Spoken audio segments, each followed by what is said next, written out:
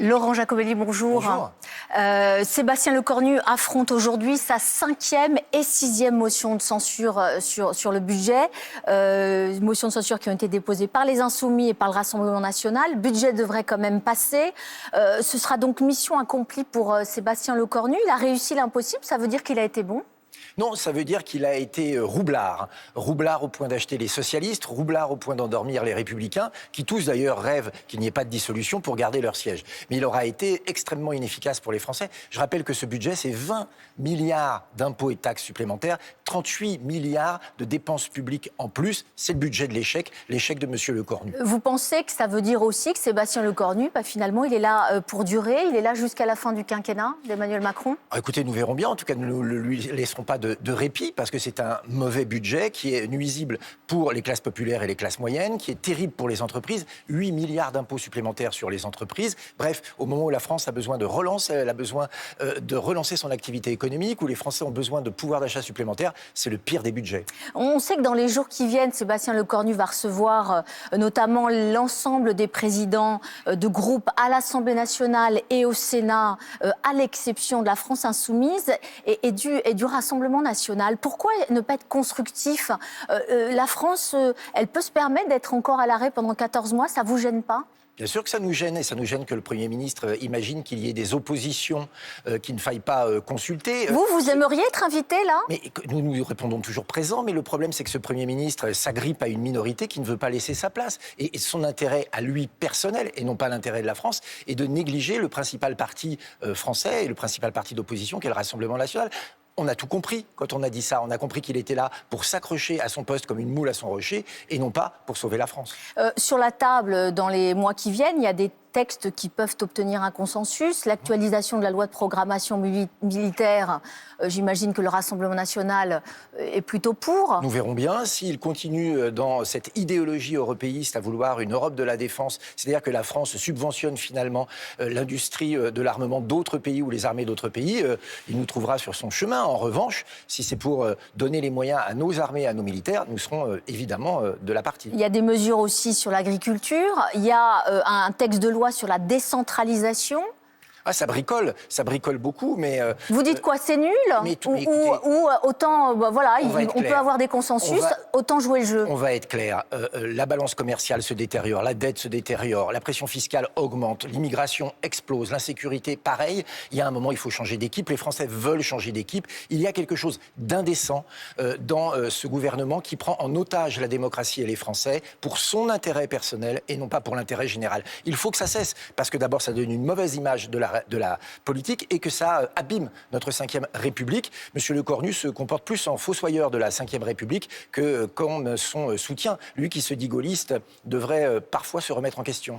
Pour ce second procès, Marine Le Pen, demain, dans le cadre de son procès en appel, Marine Le Pen va prendre connaissance des réquisitions du parquet dans l'affaire des assistants parlementaires européens. Dans quel état d'esprit est-elle ? Marine Le Pen est Marine Le Pen. Elle est courageuse, combative, optimiste et elle se bat dans le sens de l'intérêt général. Vous voyez, quelle différence avec M. Lecornu. Nous, ce que nous souhaitons, c'est qu'elle soit notre candidate, évidemment, à la présidentielle, que Jordan Bardella soit notre Premier ministre. Vous savez... Une femme d'État ou un homme d'État, ça se reconnaît dans son courage, dans sa pugnacité, dans sa volonté de réussir. Je crois qu'à travers cette épreuve, Marine Le Pen aura montré qu'elle a l'étoffe d'une femme d'État. Ça nous change de ce que nous avons actuellement. On sent quand même, lors de ce second procès, que Marine Le Pen et le Rassemblement national, d'une manière générale, a quand même changé sa défense.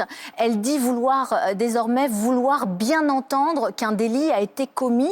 Il n'y a donc plus de tyrannie des juges ou de justice politique pour le Rassemblement national que vous dénonciez lors du premier procès. Et lorsqu'il faut le dénoncer, nous le dénonçons. Quand ça se passe de manière plus calme, ça se passe de manière plus calme. Mais j'aimerais dire ici, à vous, à vos téléspectateurs, qu'il faut que nous réfléchissions à la situation. Nous sommes une démocratie où la principale candidate à l'élection présidentielle pourrait être empêchée de participer.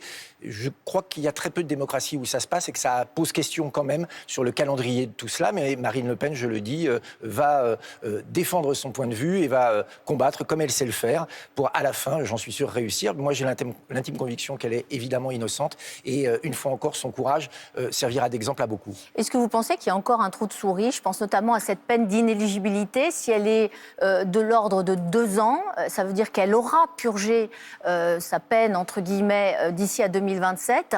Est-ce que dans ce cadre-là, elle pourrait être candidate à la présidentielle? Écoutez, je ne suis ni juge ni avocat, je ne maîtrise pas assez ces questions et je ne suis pas dans la tête de ceux qui vont prononcer le verdict. Ce que je sais, c'est qu'on ne peut pas imaginer une France où Marine Le Pen ne soit pas candidate à la présidence de la République. D'abord parce qu'elle est soutenue par les Français, parce qu'elle a montré qu'elle avait l'étoffe d'une femme d'État et parce qu'il faut en finir avec cette Macronie et que le Rassemblement national incarne l'alternance. Donc j'espère très sincèrement que l'avenir des Français ne dépend pas de la justice, mais dépendra bien des urnes. Est-ce qu'elle pourrait faire campagne avec un bracelet électronique? Écoutez, je ne sais pas, on ne va pas faire tous les scénarios possibles. Ce que je sais, moi, c'est que les Français attendent Marine Le Pen et le Rassemblement national. Ce que je sais aussi, c'est qu'il y aura un candidat Rassemblement national à la présidence de la République et qu'il est temps qu'on en finisse avec le système actuel. Je le répète, tous les voyants sont au rouge et ce qui devrait concentrer toute notre attention, c'est de sauver ce pays.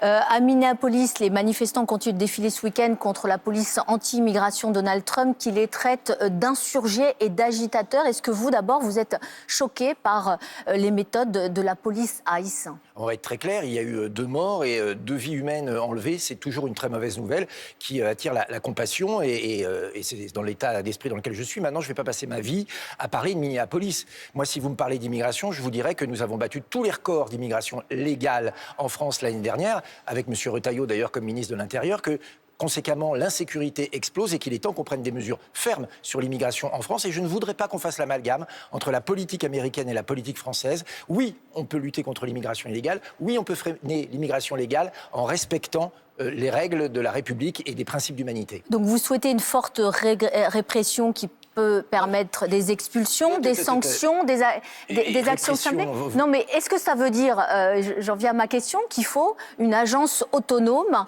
une police anti-immigration? Éric Zemmour, il dit oui. Non, mais qu'une police, nos policiers soient formés au droit très particulier du droit des étrangers et des immigrés, que ce soit une question à traiter à part avec des services à part, pourquoi pas?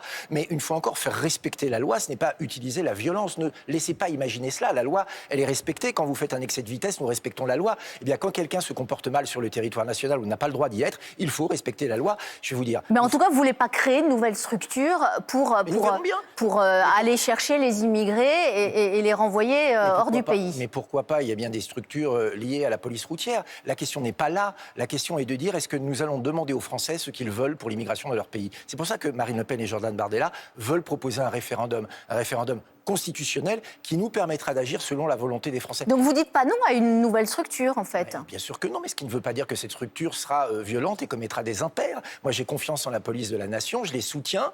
Je vois que nos policiers ont manifesté ce week-end et ils ont bien fait. Ils ont besoin de plus de considération et plus de moyens. Et je ne veux pas laisser imaginer que quand la police prend une affaire en charge, elle le fait en dépit du droit. Au contraire, nos policiers sont très respectueux et très humains et je les soutiens. Un dernier mot là-dessus. Capgemini lâche sa filière américaine qui travaillait pour ICE et la met en vente. Vous, ça vous semble logique, légitime?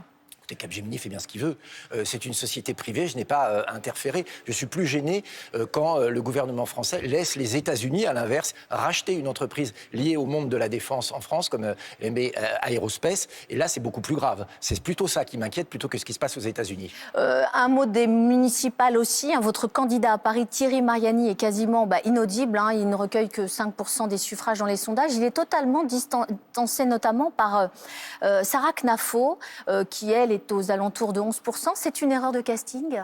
Évidemment non. Thierry Mariani est quelqu'un de formidable, de dévoué à l'intérêt général. C'est un très bon candidat. Une fois encore, il a affaire à tout un tas d'officines comme SOS Racisme, enfin une officine de SOS Racisme qu'il attaque tout simplement parce qu'il veut donner la priorité du logement aux Français. Vous savez, une campagne, ça se juge sur le temps long. On nous a fait le coup sur la présidentielle et on a vu le résultat. Faites confiance à Thierry Mariani. Il sait comment on fait campagne et puis les feux de paille, c'est pas son truc. Je crois qu'il s'inscrit dans la durée, Thierry. À ce stade, en tout cas, il ne peut pas encore se qualifier au second tour. Sébastien Chenu n'a pas exclu un appel à voter Rachida Dati. Est-ce que vous me confirmez ça? Moi, vous savez, les bons dans le temps, dans le passé ou dans le futur, je ne sais pas faire. Moi, j'ai pas ce pouvoir-là. Moi, je suis dans le présent. Le présent, c'est que notre candidat, c'est Thierry Mariani, qu'on le soutiendra jusqu'au bout. Et nous, on se bat pour que lui gagne, personne d'autre. Mais nous verrons bien. Je reviens quand même sur les propos de Sébastien Chenu, parce que c'est quand même pas anodin. Vous dites pourquoi pas, parce que je pensais que le Rassemblement national et les Républicains, c'était pas tout à fait ça, mais du coup, vous pourriez appeler à voter pour Rachida Dati à Paris. Vous vous placez dans une situation que quelqu'un qui supporte un candidat ne peut pas être. Je ne peux pas dire aujourd'hui, oui, nous soutiendrons quelqu'un d'autre. Ça voudrait dire que Thierry Mariani n'est pas au second tour. Et moi, je me bats, comme tout l'ensemble du Rassemblement national, pour qu'il y soit. Et puis, j'espère qu'il y sera. Et dans ce cas-là, nous verrons bien. Mais honnêtement, faites confiance à Thierry Mariani et à ses équipes. Ils ont un bon programme. Et je crois que les Parisiens vont s'en rendre compte très vite. Mais Sébastien Chenu, encore une fois, lui, n'a pas exclu cet appel à voter Rachida Dati. Est-ce que ça veut dire que finalement, l'union des droites, qui a longtemps été dénoncée et que continue de dénoncer Marine Le Pen, c'est désormais d'actualité? La doctrine a changé au sein du Rassemblement national? Vous savez, il y a 36 000 communes, 35 000 aujourd'hui en France. Il y a 35 000 cas particuliers. Je pense que le désir de vouloir que la gauche ne dirige plus de communes est un choix que l'on peut comprendre, parce que la gauche, ça veut dire la dette, ça veut dire des rues mal entretenues, ça veut dire l'immigration encouragée. Donc je comprends que partout, on se pose la question de savoir comment on fait barrage à la gauche. Il n'est pas question d'union des droites, il est question de municipal. Je le répète, et je suis désolé de vous décevoir, le seul candidat que nous soutenons aujourd'hui s'appelle Thierry Mariani à Paris, de même que nous soutenons tous les candidats du Rassemblement national partout pour ces municipales qui vont nous ancrer territorialement, ce qui est une marche supplémentaire vers l'accession au pouvoir. Mais pas à Paris, vous ancrez pour l'instant 5%. Pourquoi vous n'arrivez pas justement à vous implanter à Paris? Mais il reste plus d'un mois de campagne. Ne vous agrippez pas au sondage. Vous verrez bien le résultat à la fin. Je vois que cela vous monopolise. Non, mais on voit surtout Sarah Knafo. On voit surtout que Sarah Knafo qui réussit à émerger dans cette campagne. Oui, mais on nous avait fait le coup avec Zemmour à la présidentielle. Moi, je pense à Marseille, où notre candidat fait une très belle campagne, à Toulon, à Menton, partout. Vous verrez bien, nous aurons des surprises, et peut-être même à Paris, allez savoir. Eh bien, on verra. Merci beaucoup, Laurent Jacobelli. Bonne journée.